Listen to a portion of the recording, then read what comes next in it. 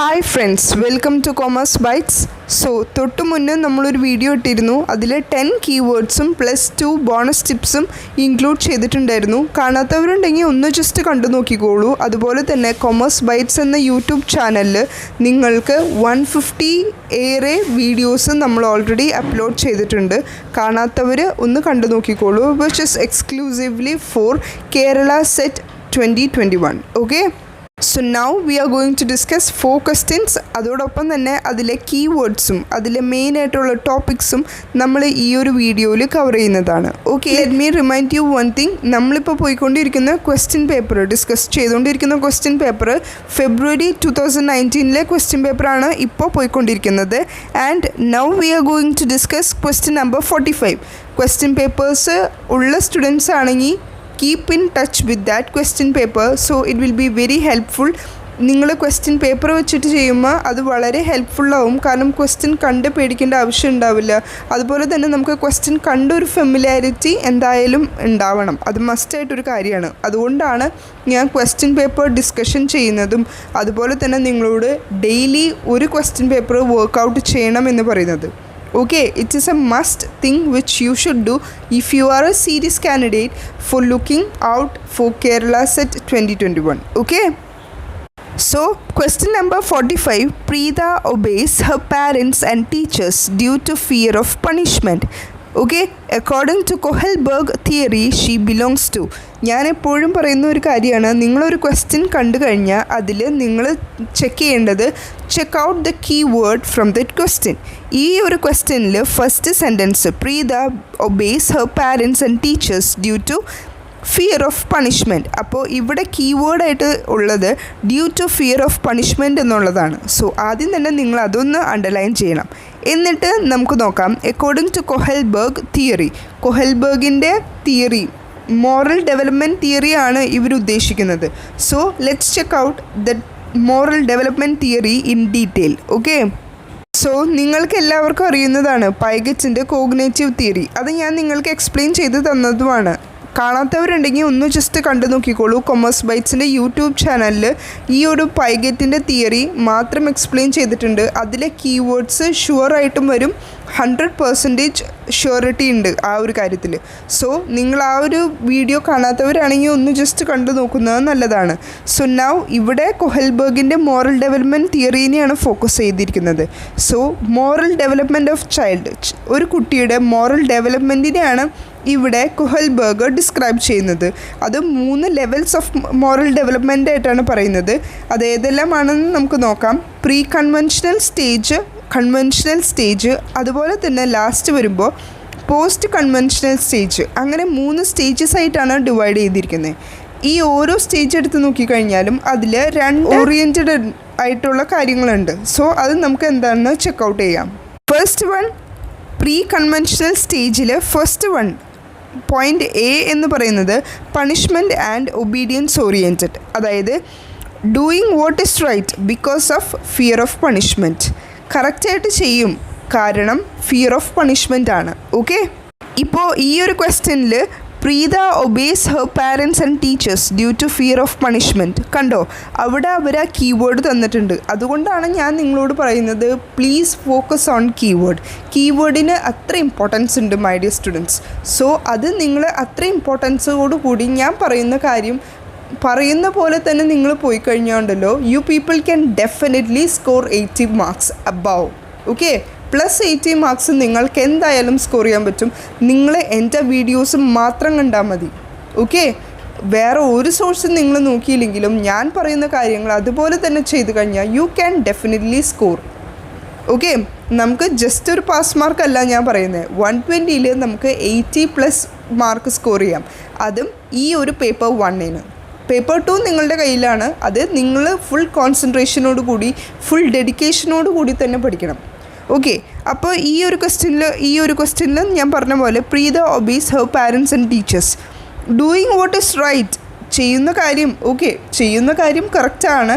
Because of fear of punishment, പേടി കൊണ്ട്, അല്ലെങ്കിൽ എനിക്കൊരു പണിഷ്മെൻറ്റ് കിട്ടും എന്ന് വിചാരിച്ചിട്ടാണ് ഇവിടെ ഈ ക്വസ്റ്റ്യനിൽ പ്രീത പാരൻസിനെയും അതുപോലെ ടീച്ചേഴ്സിനെയും പഠിക്കുന്നു.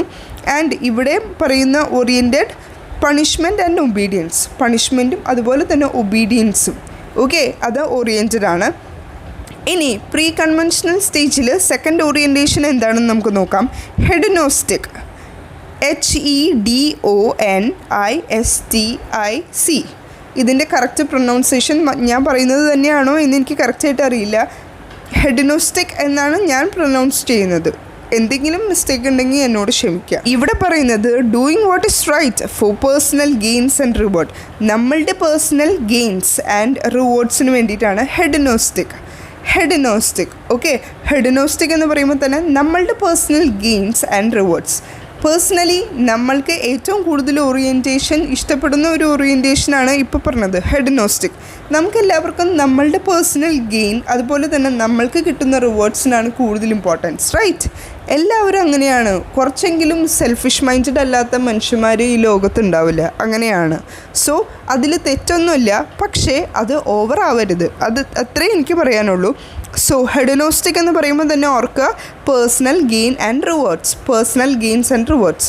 സോ ഒന്ന് ചിന്തിച്ചാൽ മതി, ഹെഡനോസ്റ്റിക്, ഓക്കെ, എനിക്ക് താല്പര്യമുള്ളത് പേഴ്സണൽ ഗെയിൻസ് ആൻഡ് റിവാർഡ്സ്. അങ്ങനെ കണക്ട് ചെയ്ത് പഠിക്കുമ്പോൾ it will be very helpful for your future studies. Okay, ഇനി നെക്സ്റ്റ് സെക്ഷൻ, നെക്സ്റ്റ് സ്റ്റേജ് എന്ന് വരുന്നത് കൺവെൻഷണൽ സ്റ്റേജാണ്. കൺവെൻഷണൽ സ്റ്റേജിലും ഇതുപോലെ തന്നെ 2 ഓറിയൻറ്റേഷനാണ് ഉള്ളത്. ഫസ്റ്റ് വൺ എന്ന് പറയുന്നത് interpersonal concordance orientation, doing what is right according to the majority to be a good boy or girl. നമ്മൾ ഇൻ്റർപേഴ്സണലാണ്. ഇൻ്റർപേഴ്സണൽ എന്ന് പറയുമ്പോൾ തന്നെ ഞാൻ എന്താ നിങ്ങളോട് ഓർക്കാൻ പറഞ്ഞിട്ടുള്ളത്, ആളുകളായിട്ട് നമ്മൾ മിങ്കിൾ ചെയ്യും, ഇടപെടുന്ന ആ ഒരു സ്റ്റേജാണ് ഇൻ്റർപേഴ്സണൽ കോൺകോർഡൻസ് ഓറിയൻറ്റേഷൻ എന്ന് പറയുന്നത്. അയ്യോ, ആൾക്കാരെന്ത് വിചാരിക്കും, അതുകൊണ്ട് ഞാൻ ഇങ്ങനെ ചെയ്യാം, ഇല്ലെങ്കിൽ ആൾക്കാരെന്ത് വിചാരിക്കും, ഞാനിപ്പോൾ എനിക്കിഷ്ടമുള്ള രീതിയിൽ സ്ലീവ്ലെസ് ഡ്രസ്സ് ഇട്ട് കഴിഞ്ഞാൽ ആൾക്കാരെന്ത് വിചാരിക്കും, അങ്ങനെ കുറേ ആൾക്കാരെന്ത് വിചാരിക്കും എന്നുള്ളൊരു കോൺസെപ്റ്റ് ഉണ്ട്. ഓക്കെ, സോ അവരുടെയൊക്കെ മുന്നിൽ ഒരു ഗുഡ് ബോയ് ആവുക, ഒരു ഗുഡ് ഗേൾ ആവുക എന്നുള്ള ആ ഒരു ഓറിയൻറ്റേഷനാണ് ഇൻ്റർപേഴ്സണൽ കോൺകോർഡൻസ്. സോ ഇൻ്റർപേഴ്സണൽ ആൾക്കാരായിട്ട് നമ്മളെ ബന്ധപ്പെടുത്തി പറയുമ്പോൾ ഒരു ഗുഡ് ബോയ് ഗുഡ് ഗേൾ ആ ഒരു രീതിയിൽ. അപ്പോൾ ഒരു ക്വസ്റ്റ്യൻ വന്നിരിക്കുകയാണ്, Preetha wants to be a good girl എന്നുള്ള ഒരു ക്വസ്റ്റ്യൻ വന്നിരുന്നെങ്കിൽ നമുക്ക് ഷുവറായിട്ട് പറയാം അത് കൺവെൻഷണൽ സ്റ്റേജാണ്. അതിൻ്റെ തന്നെ സെക്ഷൻ എന്ന് പറയുമ്പോൾ ഇൻ്റർപേഴ്സണൽ കോൺകോർഡൻസ് ഓറിയൻറ്റേഷൻ. ഓക്കെ, സംഭവം ഭയങ്കര സിമ്പിളാണ്. നമ്മളൊന്ന് അർത്ഥം മനസ്സിലാക്കി ഒന്ന് ഇരുത്തി പഠിച്ചാൽ മതി. പിന്നെ ഞാൻ നിങ്ങളോട് എപ്പോഴും പറയുന്ന ഒരു കാര്യമാണ്, എന്തൊരു ടോപ്പിക്ക് പഠിക്കാൻ തുടങ്ങുമ്പോഴും നിങ്ങൾ നല്ല ഹാപ്പി ആയിട്ട് ഫ്രഷ് ആയിട്ടിരിക്കണം. എത്രത്തോളം നമ്മൾ പോസിറ്റീവായിട്ടിരിക്കുന്നു അത്രത്തോളം നിങ്ങൾ പോസിറ്റീവായിട്ടിരിക്കുക. എന്നാൽ മാത്രമേ നമ്മൾക്ക് ഫ്യൂച്ചറിൽ നല്ല രീതിയിൽ തന്നെ ഉയർച്ചകൾ ഉണ്ടാവുകയുള്ളൂ. അതുപോലെ തന്നെ നമ്മളുടെ ലൈഫ്, എനിക്കറിയാം ലൈഫിൽ കുറേ പ്രോബ്ലംസ് ഉണ്ടാവും. എന്നിരുന്നാൽ പോലും നമ്മൾ ആ പ്രോബ്ലംസിനെയൊക്കെ തട്ടി മാറ്റി ലൈഫ് ലീഡ് ചെയ്യണം എന്നാണ് എനിക്ക് പറയാനുള്ളത്. ഓക്കെ, കഴിവതും എപ്പോഴും ഹാപ്പി ആയിട്ടിരിക്കാൻ നോക്കുക, പോസിറ്റീവ് എല്ലാവർക്കും സ്പ്രെഡ് ചെയ്യാൻ നോക്കുക. നമ്മളുടെ ആ ഒരു സൗണ്ട് കേൾക്കുമ്പോൾ അല്ലെങ്കിൽ നമ്മളുടെ ആ ഒരു സംസാരം കേൾക്കുമ്പോൾ തന്നെ ബാക്കി എല്ലാവർക്കും ഒരു പോസിറ്റീവ് വൈബ് ഉണ്ടാകണം. അവിടെയാണ് നമ്മളുടെ ഏറ്റവും വലിയ ഒരു സക്സസ്, റൈറ്റ്? നമ്മളുടെ സ്റ്റുഡൻസിന് നമ്മൾ തന്നെ ആയിരിക്കണം ഒരു ബിഗ്ഗസ്റ്റ് മോട്ടിവേഷൻ. അപ്പോൾ നമ്മളുടെ പോയിന്റ് ഇൻ്റർപേഴ്സണൽ കോൺകോർഡൻസ് ഓറിയൻറ്റേഷൻ എന്ന് പറയുമ്പോൾ ഒരു ഗുഡ് ബോയ് അല്ലെങ്കിൽ ഗുഡ് ഗേൾ ഓറിയൻറ്റേഷനായിട്ട് ഒരു മെജോറിറ്റിക്ക് അങ്ങനെ ആയിരിക്കും എന്നുള്ള രീതിയിൽ. ഓക്കെ, അതിൻ്റെ തന്നെ സെക്കൻഡ് പോയിന്റ് പറയുന്നത് law and order orientation, doing what is right because it's your duty and helps the society. നമ്മളിപ്പോൾ ലോ ആൻഡ് ഓർഡർ, ഇപ്പോൾ ഫോർ എക്സാമ്പിൾ നമ്മളുടെ ഈ പ്രസൻറ്റ് സിറ്റുവേഷൻ തന്നെ നോക്കൂ. ഇപ്പോൾ കൊറോണ എന്ന ഒരു സിറ്റുവേഷനിലാണ് നമ്മളിപ്പോൾ പോയിക്കൊണ്ടിരിക്കുന്നത്, ആ ഒരു ഫേസിലൂടെ, റൈറ്റ്? സോ ഇങ്ങനത്തെ ഒരു സിറ്റുവേഷൻ വരുമ്പോൾ നമ്മളുടെ ഗവൺമെൻറ് നമ്മളോട് പറഞ്ഞിരിക്കുന്നത് എന്താ? വെയർ മാസ്ക്, അതുപോലെ തന്നെ ഹാൻഡ്സ് എപ്പോഴും സാനിറ്റൈസ് ചെയ്തുകൊണ്ടിരിക്കുക. ഇതുപോലെയുള്ള കുറച്ച് കാര്യങ്ങൾ നമ്മളുടെ ഗവൺമെൻറ് നമ്മളോട് പറഞ്ഞിട്ടുണ്ട്. സോ അത് നമ്മളുടെ സൊസൈറ്റിക്ക് വേണ്ടിയിട്ടാണ്, സൊസൈറ്റിയുടെ നന്മയ്ക്ക് വേണ്ടിയിട്ടാണ് അങ്ങനെ പറയുന്നത്, റൈറ്റ്? സോ അത് നമ്മളുടെ ഇപ്പോഴത്തെ ഒരു പ്രസൻറ്റ് സിറ്റുവേഷനിൽ, ഇപ്പോഴത്തെ ഒരു പ്രസൻറ്റ് സിനാരിയോയിൽ ഈ ഒരു കാര്യം നമ്മളുടെ ഡ്യൂട്ടിയാണ്, റൈറ്റ്? നമ്മളുടെ ഒരു ഡ്യൂട്ടിയാണ്, നമ്മളുടെ ഒരു റെസ്പോൺസിബിലിറ്റിയാണ്. സോ നമ്മളത് ചെയ്തിരിക്കണം. ആൻഡ് അപ്പോൾ ഇവിടെ പറയുമ്പോൾ എങ്ങനെയാണ്? Doing what is right because it is your duty and help the society. Simple, right? Law and order എന്ന് പറയുമ്പോൾ സൊസൈറ്റി അല്ലെങ്കിൽ ഡ്യൂട്ടി റിലേറ്റ് ചെയ്ത് വരും. Okay, Moving to the last stage, that is post stage. Post conventional stage ഇതിൻ്റെ ഉള്ളിൽ പറയുന്നത് social contract or legislative oriented. ഇവിടെ വരുമ്പോൾ doing what is right even if it is against law because of laws too restrictive. ഇവിടെ പറയുന്നത് ലോയ്ക്ക് against ആയിട്ട് നമ്മൾ എന്തെങ്കിലും ഒരു കാര്യം ചെയ്യുന്നു. Doing what is right even if it is against ലോയ്ക്ക് എതിരായിരിക്കും, ഈവൺ ദോ നമ്മൾ അത് ചെയ്യും. ഡൂയിങ് വാട്ട് ഇസ് റൈറ്റ് എന്നുള്ളൊരു മൈൻഡിൽ നമ്മൾ ചെയ്യുന്നു because of laws too restrictive. Laws അത്ര റെസ്ട്രിക്റ്റീവ് ആണ്, അതുകൊണ്ടാണ് നമ്മൾ എഗൻസ്റ്റ് ലോ ചെയ്തത്. സോ ഈ ഒരു പോയിൻറ്റും നമ്മൾ തൊട്ട് മുന്നേ പറഞ്ഞ നമ്മളുടെ കൺവെൻഷണൽ സ്റ്റേജിലെ പോയിൻറ്റും കൂടെ മിക്സപ്പ് ആയി പോകരുത്. മറ്റത് ലോ ആൻഡ് ഓർഡർ എന്ന് പറയുമ്പോൾ it is your duty and helps the society എന്നാണ്. ആൻഡ് ഈ ഒരു സ്റ്റേജിലേക്ക് വരുമ്പോൾ പോസ്റ്റ് സ്റ്റേജ്, ഇതിൽ വരുന്ന ഫസ്റ്റ് വണ്ണാണ് social contract or legislative oriented. ഇതിൽ പറയുന്നത് even if it is against law because of law too restrictive. ഇനി പോസ്റ്റ് കൺവെൻഷൻ സ്റ്റേജിൻ്റെ ലാസ്റ്റ് പോയിൻറ്റ്, അതായത് യൂണിവേഴ്സൽ എത്തിക്കൽ പ്രിൻസിപ്പിൾ ഓറിയൻറ്റേഷൻ. ഇതിൽ പറയുന്നത് doing what is right because of our inner conscious which is absorbed principle of justice and equity and squad. ഈ ഒരു പോയിൻറ്റ്സിൽ പറയുന്നത് യൂണിവേഴ്സലാണ്, universal ആയിട്ടുള്ള എത്തിക്കൽ principle ഓറിയൻറ്റേഷനാണ്. ഇവിടെ പറയുന്നത് doing what is right because of our inner conscious. നമ്മളുടെ ഒരു ഇന്നർ കോൺഷ്യസ്, ഉപബോധം മനസ്സ് എന്നൊക്കെ പറയില്ലേ, അതുപോലെ inner conscious which has observed principle of justice, equity and scad. Justice, എല്ലാവർക്കും നീതി, ഈക്വാലിറ്റി അതെല്ലാം നടത്തി കൊടുക്കണം എന്ന് പറയുന്ന ആ ഒരു രീതിയില്ലേ. സോ അതാണ് because of our inner consciousness which is observed principle of justice, equity and scad. That's it. ഇത്രേ ഉള്ളൂ കൊഹൽബർഗിൻ്റെ മോറൽ ഡെവലപ്മെൻറ്റ് തിയറി.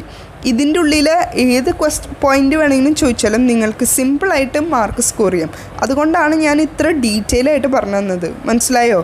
സോ ഓരോ സ്റ്റേജും എടുക്കുക, പഠിക്കുക, അത് മനസ്സിലാക്കി പഠിക്കുക. ഇപ്പോൾ പ്രീ കൺവെൻഷണൽ സ്റ്റേജിൽ പണിഷ്മെൻറ്റും ഒബീഡിയൻസും, അതുപോലെ തന്നെ ഹെഡനിസ്റ്റിക്. ആൻഡ് കൺവെൻഷണൽ സ്റ്റേജിൽ വരുമ്പോൾ ഇൻ്റർപേഴ്സണൽ കോൺകറഡൻസ്, അതുപോലെ തന്നെ law and order orientation. And the next സ്റ്റേജിൽ വരുമ്പോൾ പോസ്റ്റ് കൺവെൻഷണൽ സ്റ്റേജ്, അതിൽ വരുമ്പോൾ social contract or legislative orientation. And the next point will be universal ethical principle orientation. അത് നിങ്ങളൊരു സ്റ്റോറി ആയിട്ടോ നിങ്ങൾക്ക് എന്താണോ കണക്ട് ചെയ്ത് പഠിക്കാൻ പറ്റുന്നത് അതുപോലെ നിങ്ങൾ ജസ്റ്റ് കണക്ട് ചെയ്ത് പഠിക്കുക. ബിക്കോസ് ഈ ഒരു കൊഹൽബർഗിൻ്റെ മോറൽ ഡെവലപ്മെൻറ്റ് തിയറി വളരെയധികം ഇമ്പോർട്ടൻ്റ് ആണ്. ഇപ്പോൾ 2019 ഫെബ്രുവരിയിൽ ചോദിച്ചതാണ്. അതുകൊണ്ട് മോസ്റ്റ് പ്രോബബ്ലി നമുക്ക് ചാൻസസ് ഏറെയാണ് 2021 ക്വസ്റ്റ്യൻ പേപ്പറിൽ. Okay, question number 46. MS PowerPoint is a. Options are option A PowerPoint software, option B word processor, option C spreadsheet and option D operating system. ഇവിടെ ചോദിച്ചിരിക്കുന്നത് MS PowerPoint. ഞാൻ നിങ്ങളോട് എപ്പോഴും പറയുന്ന ഒരു കാര്യമാണ്, അതായത് കമ്പ്യൂട്ടറിനെ പറ്റി നിങ്ങൾക്ക് എന്തെങ്കിലും അറിയണമെങ്കിൽ നിങ്ങൾ നിങ്ങളുടെ അനിയന്മാരുടെയോ അനിയത്തിമാരുടെയോ കമ്പ്യൂട്ടർ ടെക്സ്റ്റ് ബുക്കോ ഇല്ലെങ്കിൽ നിങ്ങൾ തന്നെ പണ്ടത്തെ ടെക്സ്റ്റ് ബുക്ക് സൂക്ഷിച്ച് വെച്ചിട്ടുണ്ടെങ്കിൽ അതൊന്ന് ജസ്റ്റ് പൊടി തട്ടിയെടുത്താൽ മതിയെന്ന്. That's it. നമ്മളുടെ ഒരു 8, 9, 10th നോക്കിയില്ലെങ്കിലും ഒരു 7, 6, 7, 8, 9 ടെക്സ്റ്റ് ബുക്കുകൾ കമ്പ്യൂട്ടറിൻ്റെ ഒന്ന് നോക്കിയാൽ മതി. നമ്മളുടെ ശരിക്കും പറഞ്ഞാൽ ഡെയിലി യൂസ് ചെയ്യുന്ന കുറച്ച് ആസ്പെക്ട്സ് ആണ് ഈ കമ്പ്യൂട്ടറിൽ മെയിനായിട്ട് ചോദിച്ചു കണ്ടിരിക്കുന്നത്. ഇപ്പോൾ ഇവിടെ തന്നെ നോക്കൂ, PowerPoint പ്രസൻറ്റേഷൻ അറിയാത്തവരായിട്ട് വേറെ ആരും ഉണ്ടാവില്ല, റൈറ്റ്? നമ്മളൊക്കെ കോളേജ് ടൈമിൽ തന്നെ കുറേ അധികം പ്രസൻറ്റേഷൻ എടുത്തിട്ടുള്ളവരായിരിക്കും, റൈറ്റ്? സോ ആ ഒരു പ്രസൻറ്റേഷൻ എങ്ങനെ എടുക്കുന്നത്? PowerPointലൂടെ, റൈറ്റ്? സോ PowerPoint എന്ന് പറയുന്നത് ഒരു പ്രസൻറ്റേഷൻ സോഫ്റ്റ്വെയർ ആണ്. സ്പ്രെഡ്ഷീറ്റ് എന്നൊക്കെ പറയുമ്പോൾ നമ്മൾ ഡേറ്റാസ് എൻറ്റർ ചെയ്യാനൊക്കെ യൂസ് ചെയ്യുന്നതാണ് സ്പ്രെഡ്ഷീറ്റ്. അതുപോലെ തന്നെ വേർഡ് പ്രോസസ്സർ എന്ന് പറയുമ്പോൾ നമ്മൾ ഡോക്യുമെൻറ്റ്സ് ക്രിയേറ്റ് ചെയ്യാനാണ് വേർഡ് പ്രോസസ്സർ യൂസ് ചെയ്യുന്നത്. അതുപോലെ തന്നെയാണ് ഓപ്പറേറ്റിംഗ് സിസ്റ്റം, അത് മറ്റൊരു സെക്ഷനാണ്. ഓക്കെ, സോ എല്ലാം കൊണ്ടും നിങ്ങൾ കൺഫ്യൂസ്ഡ് ആവരുത്, പകരം മനസ്സിലാക്കി വേണം പഠിച്ചു പോകാൻ. അതിലാണ് ഏറ്റവും കൂടുതൽ കാര്യം ഇരിക്കുന്നത്, right? Now moving to the next point, question number 47. A hacker usually uses a proxy server. Why? എന്തുകൊണ്ടാണ് ഒരു ഹാക്കർ പ്രോക്സി സെർവർ യൂസ് ചെയ്യുന്നതെന്ന്? Options are option A to create a duplicate server on the network. Option B, to create strong connection with the target. Option C, to obtain a remote access connection. And option D, to hide malicious activity on the network.